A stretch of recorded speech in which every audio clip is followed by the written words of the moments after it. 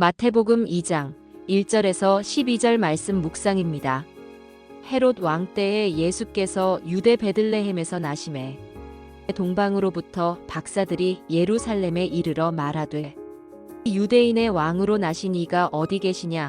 우리가 동방에서 그의 별을 보고 그에게 경배하러 왔노라 하니 헤롯 왕과 온 예루살렘이 듣고 소동한지라. 왕이 모든 대제사장과 백성의 서기관들을 모아 그리스도가 어디서 나겠느냐 물으니 이르되 유대 베들레헴이오니 이는 선지자로 이렇게 기록된 바 또 유대 땅 베들레헴아 너는 유대 고을 중에서 가장 작지 아니하도다. 내게서 한 다스리는 자가 나와서 내 백성 이스라엘의 목자가 되리라 하였음이니이다. 이에 헤롯이 가만히 박사들을 불러 별이 나타난 때를 자세히 묻고 베들레헴으로 보내며 이르되 가서 아기에 대하여 자세히 알아보고 찾거든 내게 고하여 나도 가서 그에게 경배하게 하라. 박사들이 왕의 말을 듣고 갈새 동방에서 보던 그 별이 문득 앞서 인도하여 가다가 아기 있는 곳 위에 머물러 서 있는지라. 그들이 별을 보고 매우 크게 기뻐하더라. 집에 들어가 아기와 그의 어머니 마리아가 함께 있는 것을 보고 엎드려 아기께 경배하고 보배합을 열어 황금과 유향과 몰약을 예물로 드리니라. 그들은 꿈에 헤롯에게로 돌아가지 말라 지시하심을 받아 다른 길로 고국에 돌아가니라. 예수님께서 베들레헴에서 태어나셨을 때 동방에서 박사들이 예루살렘에 와서 말했습니다. 유대인의 왕으로 나신 이가 어디 계시냐? 우리가 동방에서 그의 별을 보고 경배하러 왔노라. 이 말은 예루살렘에 큰 소동을 일으켰습니다. 당시 유대인의 왕이었던 헤롯은 자신의 왕위를 지키기 위해 아들까지 죽인 잔혹한 사람이었습니다.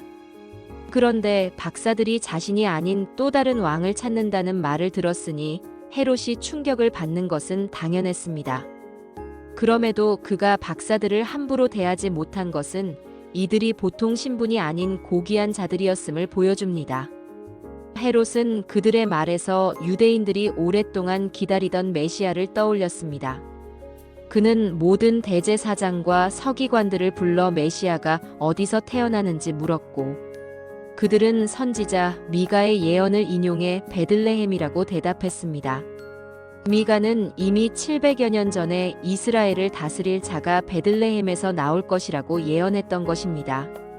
이렇게 성경의 예언이 실제 역사 속에서 성취되는 것은 성경이 진실한 하나님의 말씀임을 증거합니다.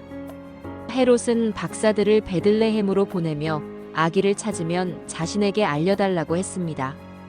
겉으로는 경배하려는 것처럼 말했지만 실제로는 예수를 제거하려는 속셈이었습니다.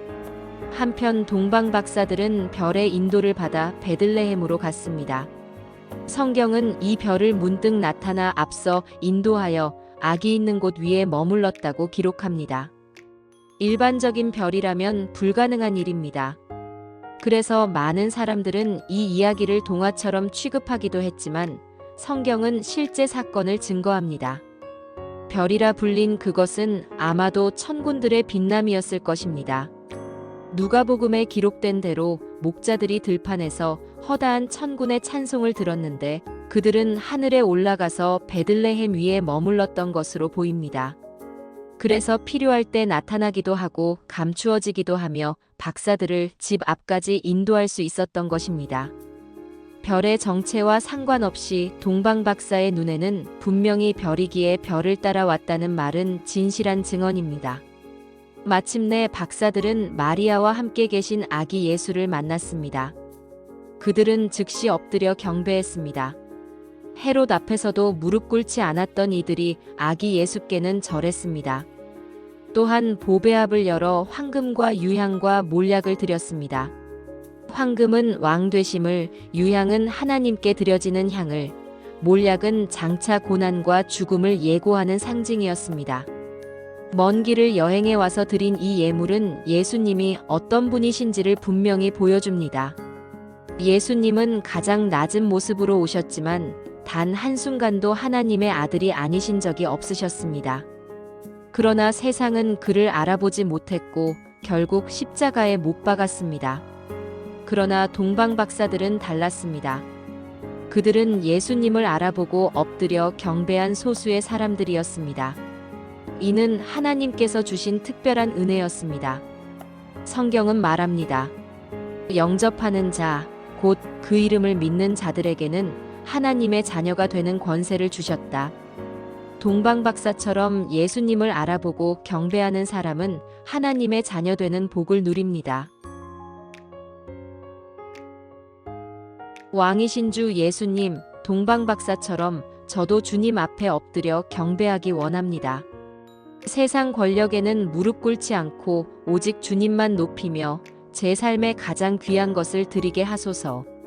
저를 주님의 자녀로 불러주신 하나님의 은혜를 찬양합니다. 예수님 이름으로 기도합니다. 아멘.